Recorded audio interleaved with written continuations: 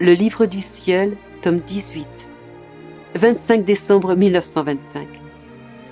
Les dispositions requises pour pouvoir recevoir le cadeau de la divine volonté. Les actes faits dans la divine volonté se transforment en lumière et chantent la gloire du Créateur.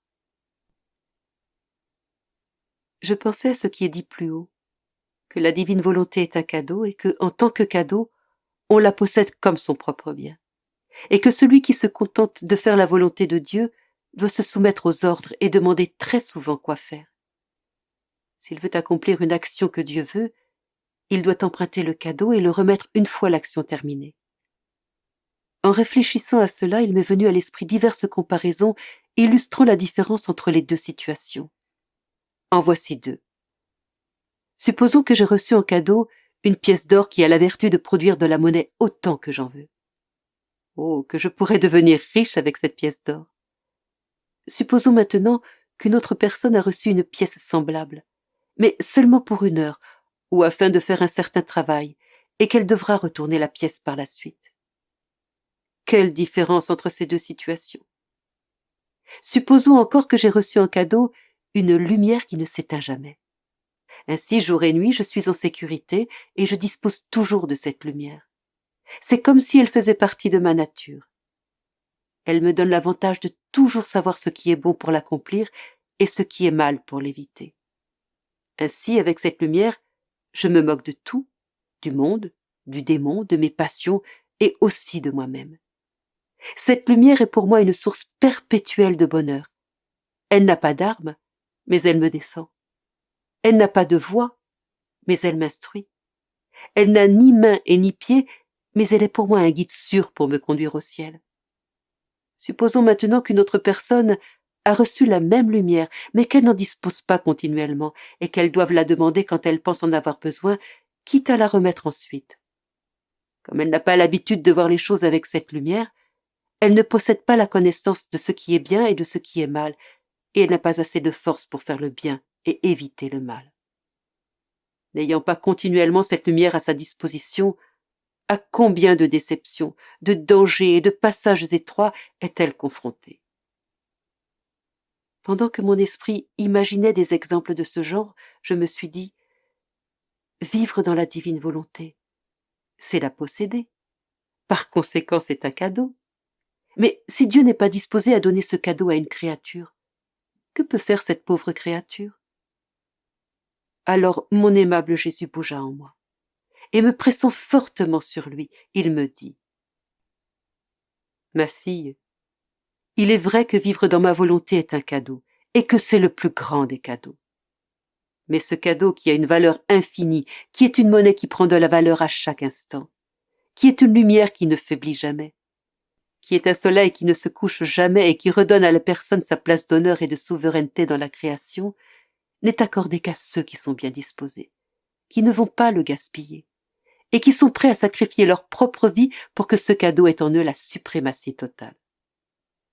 Pour faire ce cadeau à une créature, je m'assure en premier qu'elle désire vraiment faire ma volonté et non la sienne, qu'elle est prête à tout sacrifier pour atteindre ce but, et que, à chaque action qu'elle fait, elle réclame le cadeau de ma volonté, même sous la forme d'un prêt. Quand je vois qu'elle a pris l'habitude de tout faire avec le prêt de ma volonté, je la lui donne, parce que, en la demandant sans cesse, elle a formé en elle le vide où je peux déposer le cadeau céleste. S'étant habituée à vivre avec le divin aliment de ma volonté sous la forme d'un prêt, elle a perdu le goût de sa propre volonté. Son palais s'est ennobli et ne peut plus s'adapter au vil aliment de sa propre volonté. Alors, se voyant en possession de ce cadeau qu'elle a tant désiré, elle en vit et lui donne tout son amour. Supposons maintenant qu'un homme qui aime beaucoup un jeune enfant lui donne un billet de 1000 livres pour qu'il vienne lui tenir compagnie pendant quelque temps, mais que, ne connaissant pas la valeur du billet, l'enfant le déchire en 1000 morceaux. Ne blâmerais-tu pas l'homme d'avoir agi ainsi? Supposons d'autre part que, avant de donner le billet à l'enfant, l'homme fait en sorte qu'il le désire en lui expliquant tout le bien qu'il pourra en tirer et que par la suite, au lieu de déchirer le billet, l'enfant l'apprécie beaucoup, le place en sécurité et aime davantage le donateur. Dans ce dernier cas, ne vas-tu pas plutôt louanger l'homme pour avoir agi ainsi? Si les hommes sont capables de bien faire les choses entre eux, combien plus je sais donner le cadeau de ma volonté avec sagesse, justice et amour. Cependant, il est nécessaire que la personne soit bien disposée, connaisse bien le cadeau offert et l'estime vraiment. La connaissance est pour elle le premier pas à franchir. Cette connaissance ouvre la voie et est comme le contrat qui devra être signé pour l'obtention du cadeau.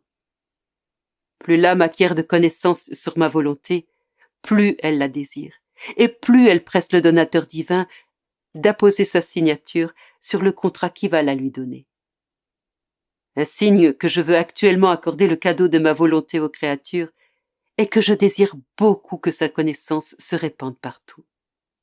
Donc, si tu veux que j'appose ma signature pour que le cadeau de ma volonté soit pour toutes les créatures, fais attention pour que rien ne t'échappe de ce que je t'enseigne. Ensuite, mon pauvre esprit se mit à se promener dans la divine volonté, pendant que je m'efforçais de faire tous mes actes en elle.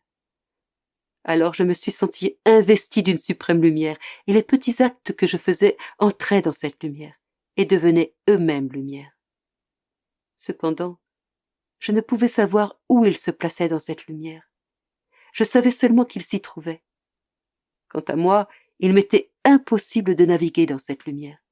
Je pouvais y entrer, bien sûr, mais la traverser complètement n'était pas à la portée de ma petitesse. Mon aimable Jésus bougea en moi, et il me dit « Ma fille, comme il est beau de voir une âme agir dans ma volonté. En agissant dans la lumière de ma volonté, elle s'unit à l'acte unique de son Créateur et elle prend la place qui lui revient dans cette lumière. Elle ne peut y voir ses actes, bien qu'elle soit certaine qu'ils y ont leur place dans le passé, le présent et le futur. Le soleil, image de la lumière divine, a en partie cette propriété. Supposons que tu te trouves à un endroit éclairé par le soleil. Tu vois sa lumière en avant de toi, au-dessus de toi, derrière toi, à ta droite et à ta gauche. Tu ne peux cependant pas savoir quelle partie de cette lumière t'entoure, mais tu sais qu'elle t'entoure. Si au même titre qu'ils se convertissent en lumière divine, tes actes pouvaient se convertir en lumière solaire, crois-tu que tu pourrais savoir où se trouvent les portions de lumière associées à tes actes? Certainement pas. Cependant, tu saurais qu'elles proviennent de toi et se sont incorporées à cette lumière. Voilà pourquoi la vie dans la divine volonté est la chose la plus grande qui puisse t'arriver. Par elle, tu vis divinement. Dès que le Créateur voit une âme dans sa volonté, il la prend dans ses bras, il la met sur ses genoux et il la laisse opérer avec ses propres mains et avec le pouvoir du fiat par lequel toutes choses ont été faites. C'est ainsi que les actes de la créature deviennent lumière, s'unissent à l'acte unique du Créateur et chantent sa gloire et ses louanges. Sois donc assuré que la chose la plus importante pour toi est de vivre dans ma volonté, et que ainsi tu ne quitteras jamais le genou de ton Créateur.